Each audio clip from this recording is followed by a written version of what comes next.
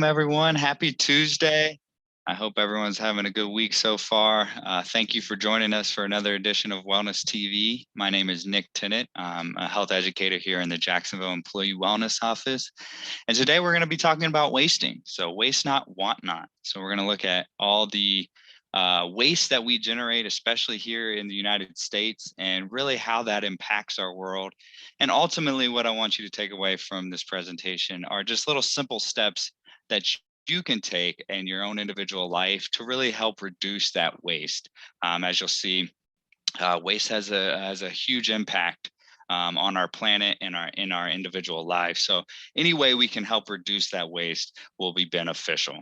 So when we're talking about today, I'm going to look at what is considered waste, what's the actual definition of waste, how much do we actually contribute to waste? So how much each day are we actually contributing to waste, and where does that waste go?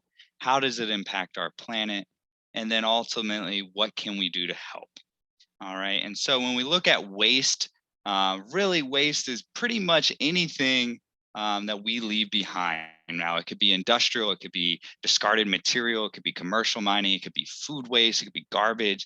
Anything that we do, nearly everything that we do leaves behind some type of waste. And so when we talk about waste today, I'm really going to break it down into three different categories. The first being food waste. So that's what the first thing we'll be talking about. How much are we as Americans throwing away each day and each year? We'll talk about recyclable waste a lot. So all those recyclable plastics, single-use plastics, aluminum, glass, paper, all the different things that we can recycle, how much of that is wasted, how much is actually recycled. Some of those figures may actually surprise you of how much is actually being recycled.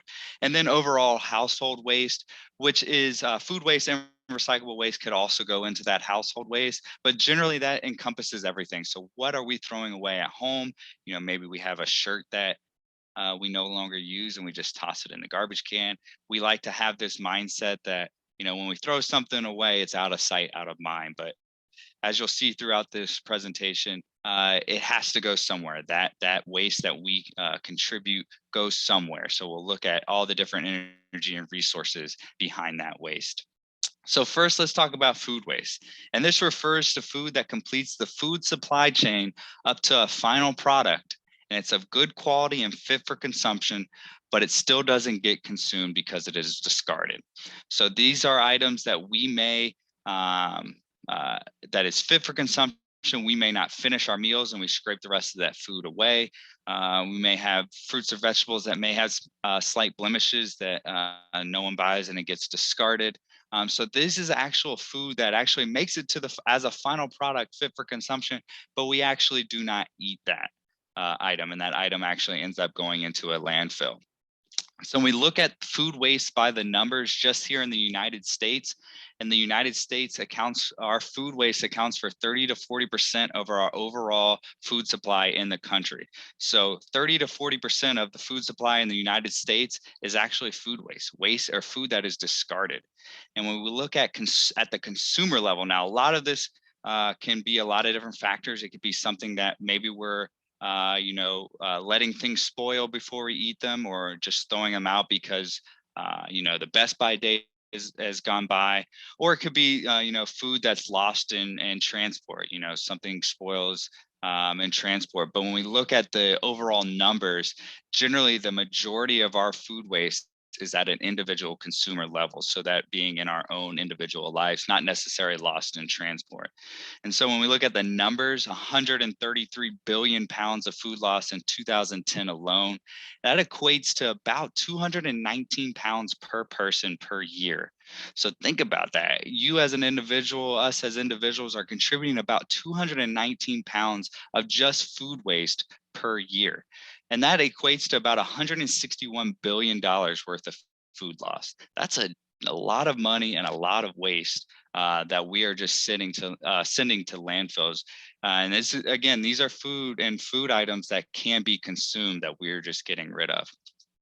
So how can we help that? Well, when we waste food, when we take food out of that food supply, remember 30 to 40% of that, that food can go to hungry families that need that food, that do not have a renewable source of food. that uses a lot of resources, energy, and land to transport and store that food waste. The majority of our landfills are made up of food waste. So when we talk about, our pollution and our garbage problem, a lot of that can be delineated and come down to our food waste. So we want to make sure that we take care of our food waste and look at steps and action items we can do to reduce our own food waste. So keep a list of meals and ingredients that you or your family readily eat and plan out your meals for the week. As you plan out your meals, again, it's maybe you're not over consuming. You can actually plan out your meals and see which ingredients you need to use by a certain date. I always like to rearrange the pantry or the fridge, items that have that best by date coming up quicker. We know to use those items sooner. Keep track of how much of each ingredient you can use before something spoils, or how much of each ingredient that you'll actually need for your meals, and properly store and freeze meals for longer storage times. And remember to consume your leftovers before continuing to make new meals. A lot of times, we think that leftovers aren't as good the second day, but I personally enjoy leftovers. It reduces my need to make lunch for the next day. I don't have to go spend money. So not only is it helping our environment and reducing our food waste, but you don't have to spend money on a meal out. You also can control what goes into your food and how much you're eating. So when you go out, restaurants will occasionally throw in a lot more salt and sodium or different ingredients that you can't really control. So when we are able to cook our own foods, if we stick to our portion size to not overeat and leave those scraps behind, that ultimately end up in a landfill. So look at those simple ways that you can just make some changes in your life to really reduce that food waste. And when we look at the USDA's food recovery hierarchy, really what we're trying to do is have a source reduction. The less we waste, the less that there's going to have a supply need for. So again, as we reduce waste, there's less going out into the landfills. You can use that to feed hungry people as you go all the way down. The last preferred step of food waste is obviously going to incineration or to the landfill. And that's ultimately what we're trying to avoid. So again, just make some simple changes in your life could really reduce that food waste. And you saw how much of that food waste or how much of our food supply is actually being wasted and how much money that accounts for as well. Another thing we want to talk about is our recyclable waste. And this refers to materials that could be recycled into new products, but instead are discarded as waste. Okay, so there's been a huge campaign really to get away from single-use plastics, and the reason why is when we look at how much of each different type of material is actually recycled. Now, these are based off of 2018 EPA estimates, but when we look at plastics, generally less than 10% of plastics are actually recycled. And just because it has a recycle number on it does not necessarily mean it is actually going to be recycled. The recycle market is basically what is recycled is basically if there's a market or demand for that type of recycled material. So if it costs more to recycle material than there is a demand for it, those plastics and those materials actually get sent off either to a landfill or to incineration. Glass, generally just over 30% of glass gets recycled. And this is whether or not we throw it in a recycling bin. Generally, a lot of glass gets thrown away. Glass is infinitely recyclable, as you'll see later, but generally not everyone recycles glass. Paper, one of our most recycled materials out there, as well as aluminum, generally is a little bit higher, but paper is the only one of these four materials that is actually recycled at a higher rate than it is thrown away or into a landfill. And why is all that important? Why is it important to have that recycled material? Why is it important to recycle? Well, this is what happens when it recycled. When we talk about plastic, generally based off the quality of plastic it is, based off that number, it can only be recycled about 2 to 3 times. And generally what happens is it gets downcycled. So it won't hold its same quality over time. It's what's called downcycling. So it's recycled into new materials of thinner or less quality plastic. But when we throw it out into the environment, when we throw it away into a landfill and do that, it takes about 20 to 500 years based off of what type of plastic it is for it to actually break down. So that's a long period of time for it to sit out there. And what happens is these materials eventually get broken down into microplastics, which are consumed by wildlife or into our seafood, and we ultimately consume that as well. So it definitely has an impact on our own health, not just the planet's health as well. Glass, as I mentioned, is infinitely recyclable, and it is not downcycled. So glass holds its quality over time. It can be recycled an infinite number of times. But when we do throw it out, it takes about 1 million years for glass to break down completely. So that's an enormous amount of time to break down. When we look at paper, remember, paper is one of our most recycled materials, but it can only be recycled about 4 to 7 times before it loses that quality. So again, it is generally downcycled over time. Now, when we look at how long it takes to break down, it's the shortest amount of time, about 2 to 6 weeks. The problem with paper, when we talk about um, paper, is really the source material, where it's coming from, if it's contributing to deforestation or if it's sourced from sustainable sources. So really, that's when we look at paper and ways to help with that. When we look for that recycled content, that generally helps with that. Aluminum is the other material that is infinitely recyclable. So it is not downcycled. It will hold its quality over time. It can be recycled over and over again. However, when it does not make its way into the recycling centers, it generally takes about 200 to 500 years to break down, either in a landfill or out into our environment. So that's, again, a significant time period. Think if we just throw a soda can out of our window as we're driving by, that soda can is generally going to be here long after we're gone. So just, that's an easy way to keep that in perspective. So when we talk about, again, the plastics and how long they take to break down, remember, there's a wide range from 20 to 500 years. You can see the different items listed here, and really why there is such a discrepancy. And it's really based off the type of plastic that is used. People think that coffee cups, and I would love it if it were true, that these coffee cups you can get from Starbucks or Dunkin' Donuts or any of those types of places are recyclable, but they are not. They're actually a mixed material. They do have a thin layer of plastic over them, so they are not recyclable. And they can take 30 years to break down. So just taking simple steps to reuse some items, buy reusable items, can go a long way in reducing our recyclable waste. So some recycling do's and don'ts. I know here in Jacksonville, if you're living in Jacksonville, you may not have the option to recycle right now, or it's definitely not convenient to do so. So hopefully we're able to get that back for everyone. But the key to remember about recycling is keep all your recyclables clean, dry, and loose. So nothing that is food soiled, nothing with liquids in it. And do not tie your recyclables in bags. So plastic grocery bags and trash bags are not curbside recyclable. I see this all the time in my apartment complex. People will tie their recyclables in a hefty trash bag or a Publix, grocery bag. Those are not going to get recycled. It's not safe for the workers at the recycling center to open a bag. They don't know what's going to be inside of it. So generally what happens is they throw it all away. So you'd be better off just throwing it in the trash if that's what you're going to do, because the amount of resources it takes and the amount of energy it takes, and those thin plastics like plastic grocery bags and trash bags actually get caught up in the machines. So it could actually cause them to break down. So that's why you don't see those types of plastics as recyclable curbside. They are recycled at grocery stores like Publix. There's not a lot known to what happens after you put them in those drop-off boxes, but they do have places where you can drop off your plastic bags or even your styrofoam containers. Remember, they do have to be clean. And general rule of thumb is do not recycle anything smaller than a credit card. And also don't wish cycle. And wish cycling means whether or not you know it's recyclable or not, you hope it is, and you say, oh, I'll just throw it in there and hope it gets recycled. Again, it can contaminate other items. It can get caught in the machine. So the general rule and thumb is, when in doubt, just throw it out.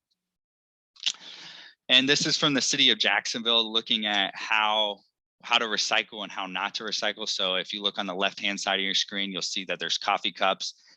It's wrapped in a plastic bag. There's food waste in there. So food soiled materials. There's liquid still in the bottles, whereas the right-hand side of your screen, everything's clean, everything's dry. It's not wrapped in plastic bags. So everything can be loose and thrown into the recycling bin.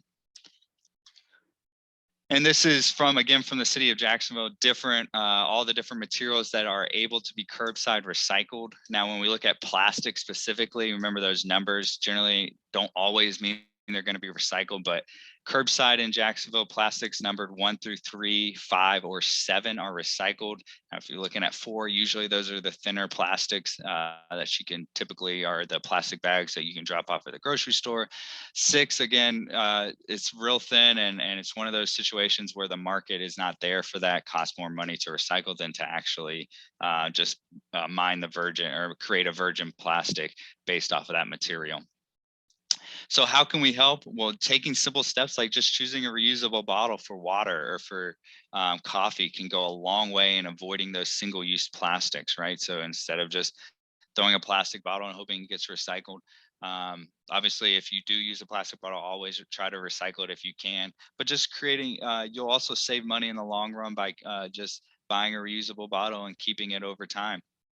Try to look for alternative brands that items that aren't packaged in plastic. A lot of our plastic waste comes from wrapping or material is used in shipping. So you'll see a lot of even everything from paper towels to toilet paper to, something you buy off Amazon. It's all of it's wrapped in plastic, right? So that is a general big waste component of plastic waste. Utilize reusable grocery bags and choose paper over plastic. If you do forget, it is generally a better alternative if you do forget your reusable bags to go ahead and use paper over plastic. Recycle correctly and wisely. For instance, if you get pizza from takeout pizza and the bottom of the box is food soil, we'll just rip off the top of the box. You can recycle that, and then you can throw the bottom part that is food soiled in the trash. Remember, if you're shopping, an aluminum can is better than a plastic bottle, but remember to recycle. And if you can buy the aluminum cans, if they don't have the plastic rings where you can get it at the 12 pack or without the plastic ring, that's generally better too, because no plastic is involved in that. Buy local when you can. That's a huge way to reduce that waste. Compost if it's an option for you, but if you must buy plastic, try to buy items that are made with that post-consumer recycled content. And there'll be a little label on all the material that says it's made with post-consumer recycled content. And the reason for that is as the market for that type of material goes up, as more consumers are looking for materials made from recycled content, so our items are more recycled. So there's more of a demand for that, because basically it all comes down to that dollar and whether or not there's really a market for that recycled material. There's a great book out there called Can I Recycle This? A Guide to Better Recycling by Jenny Romer. That is awesome to have just to keep on hand. I highly recommend it. She goes through everything that can and can't be recycled. Pretty much every item you can think of that you thought, hey, should I be able to recycle this or do I just throw it away? She goes through it all and kind of gives you some guidelines on why it is or isn't able to be recycled. And lastly, just look at household waste, which is just really refers to our waste that is generated day-to-day operations of our household. So this is just waste. Again, it could be food waste, it could be recyclable waste. It could be, how many different phones we get in a year or 2 years. All that is somehow waste because eventually we're getting rid of it and it's going to end up somewhere. So how much do we waste? Well, according to the EPA, on average, Americans will produce about roughly 5 pounds of waste per person per day. So every day you're essentially you're accumulating about 5 pounds of waste, and that's about 1,800 pounds per person per year. So that's a significant amount of waste. I was shocked to hear that. And you just think every little thing that you do is contributing some type of waste. So even little changes you can make in your life could really reduce that, as our country and our government is really looking at ways we can help reduce that waste. So things we can do to help: maybe choose paperless billing for some of your services, and you can roll into that paperless option if you can. I love buying secondhand items if they're applicable. So if you have something that you can buy from a thrift store or secondhand that you don't need a new, necessarily have to have it new for, I love doing that. You can usually get a better deal for it as well. Simply doing things like switching from dryer sheets, which are generally made of plastics, to dryer balls, which are just these cotton balls that can be used over and over again for a long period of time. And again, there's no plastic use in them.